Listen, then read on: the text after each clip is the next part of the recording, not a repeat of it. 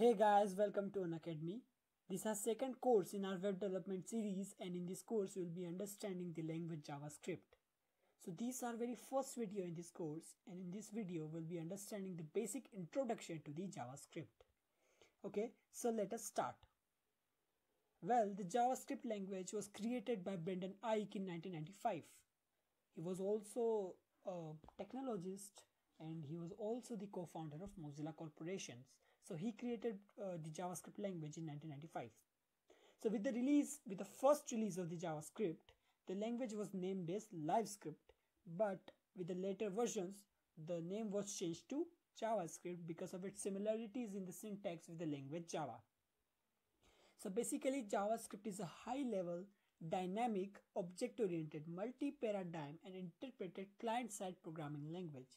With the statement client-side programming language, as we understood in our previous course, that the client-side programming language is the interaction between the web browser and the user is done through the client-side programming languages, and one of the most important one is JavaScript, right?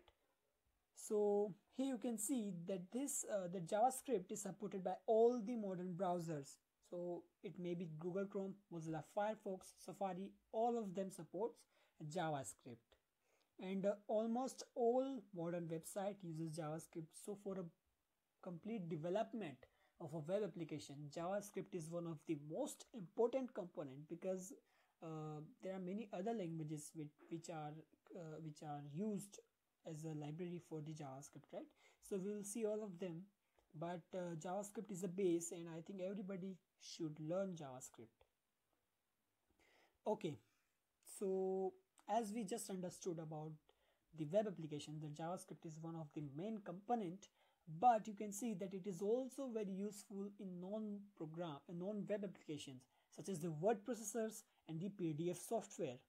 And most importantly, they are used in the runtime environment that make JavaScript available for writing mobile and desktop applications. Okay, so they are very important in runtime environments, and with the help of them we can create many more things, okay, and which can be used for many other languages. Like you can see here that JavaScript is a language which is used in the gaming engines like Unity 3D. Okay, so for making a game, JavaScript is used in the engine Unity 3D. It is a very famous gaming engine, right? So JavaScript is also used in Unity 3D. Now, why it is very useful in making games? Because with the help of JavaScript, we can simply attain individual component very easily. So whether it's a web application or it's a game, it's very important to select a particular or individual component or element and apply a particular code or change to that component. And with the help of JavaScript, we can do that very easily. So with the help of JavaScript, it is very easy for attending individual components, and that's why we use it with web application and also with some gaming engines, right? So this is a very important language. Now, it is misunderstood that JavaScript and Java are same languages. Well, maybe the syntax of JavaScript is similar to Java, but both of them are totally different languages, right? And they are totally different from each other. So here are the main differences that everyone should know between JavaScript and Java. Now, the thing is, JavaScript is an object-oriented programming language, while JavaScript is an object-oriented scripting language, as we understood just now about the client-side scripting language. Okay, so Java need to be compiled, and JavaScript can be simply written in the text. Okay, and it can be run with the help of a browser. So Java is a programming language, and JavaScript is a scripting language. Okay. In the same way, Java creates application that run in a virtual machine. So Java uses virtual machine, and with the help of that, it can be run in any of the operating system with the help of virtual machine, and that was the basic intention behind creating Java. In the same way, JavaScript only run in browsers. Okay, so it needs browser to be run because it is linked with the engine, which needs browser. Okay, so that's why we use internet browser to run JavaScript code. Also, we can use the console, that is that is available in different browsers developer tools. Okay, and we can simply see the result or output of our JavaScript code.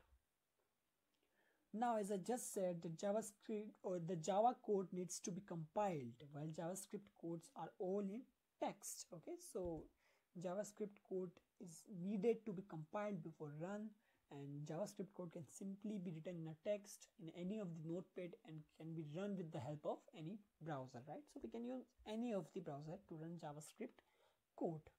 And also the different plugins which are related to each of these languages are different. So we use different plugins with different with these languages. Okay, so that in this way you can see that there's a lot of difference between these two languages, and it's a common misconception among people that JavaScript and Java are common languages, but they are not. So, and here are the main differences behind these languages. Okay, moving on. Now let us see that how JavaScript works with the HTML and CSS. As we understood in our previous course, that HTML basically defines the structure of our web application. So HTML defines the structure of our web application. In the same way, to present the web page in a better way, we use CSS. Okay, so we apply CSS to give it a better presentation.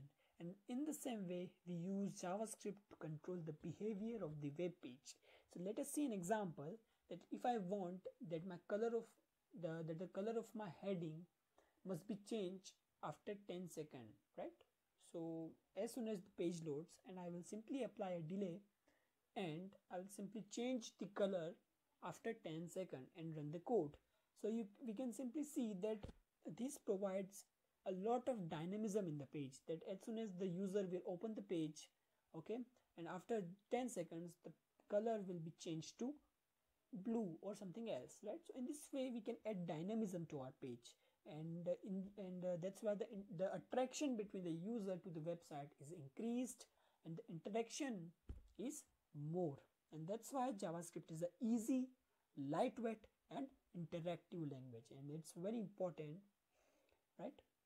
Now the latest version of JavaScript is ES5, and we will be using ES5, but the upcoming version, which is ES6, is going to be released in few months, and there's a lot of exciting features which will be released with the newer version. But now we will be understanding the ES5 version of JavaScript. Okay, so how can we use JavaScript? Well, here's a picture that you can see, and also we have seen in our previous course that for a web development we will be needing these 5 languages, right? First of all, the HTML for the structure part, the CSS for the presentation part, JavaScript for behavior part, right? JavaScript for behavior part, SQL for database, and PHP for the server-side part, right? So we need all of them to make a simple web application. So JavaScript provides us different methods to access the HTML and CSS elements. Now, as we understood that it's very easy with the help of JavaScript to attain individual components. So with the help of that, it provides us different methods to access the different elements in HTML and JavaScript. We can change the values of the values of different properties of CSS. We can change elements, we can modify its value, we can give it a new value, we can create a new element, and we can do all kinds of things with HTML and CSS with the help of JavaScript. So that's why this language is very important. It also allows us to change or modify the values in CSS and HTML, and it avails us different methods to work with the HTML document. So there are different methods which JavaScript provides us so that we can work with the HTML document and make it more dynamic and interactive, right? So in this way we can use the JavaScript. So before ending our first lesson, let us understand another thing which is basically out of scope of this course, but let us just understand now. As I just mentioned you about the JavaScript client-side scripting language, but nowadays the JavaScript basically runs on or is built on a Chrome V8 JavaScript engine. but nowadays it is separated from that engine, so that it will be able so that we will be able to run this language in our local machines, right? With the help of that, there's a framework which is Node.js, okay? And with the help of Node.js, we can simply write server-side part also with the help of simple JavaScript.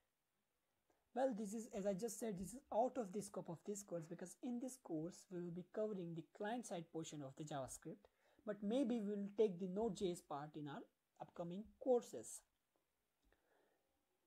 It uses an event-driven, non-blocking input-output model, which makes it lightweight and efficient. And as you can see that the client-side portion is done to JavaScript, and in the same way, server-side portion is done to JavaScript too. And it makes it more lightweight and efficient, and the speed in which a web page loads and a web page works will be increased with the help of Node.js. So we can see there are so many modifications that have been done in JavaScript, but we will understand the Node.js portion maybe in our upcoming lectures. But for now, we will be going with the client-side JavaScript portion, right? So in this lecture, we understood about the JavaScript server-side portion and the difference between JavaScript and Java, the basic introduction to JavaScript, and the use of JavaScript in an HTML and CSS document, and how JavaScript work with the HTML and CSS, okay? So these are very first video, right? So in our next video, we'll be learning the basics of JavaScript, how to add JavaScript in an HTML document and all of that. I hope you all like this video. Please comment on it, and please tell us if there's any scope for improvement. Okay, thank you very much. Thank you.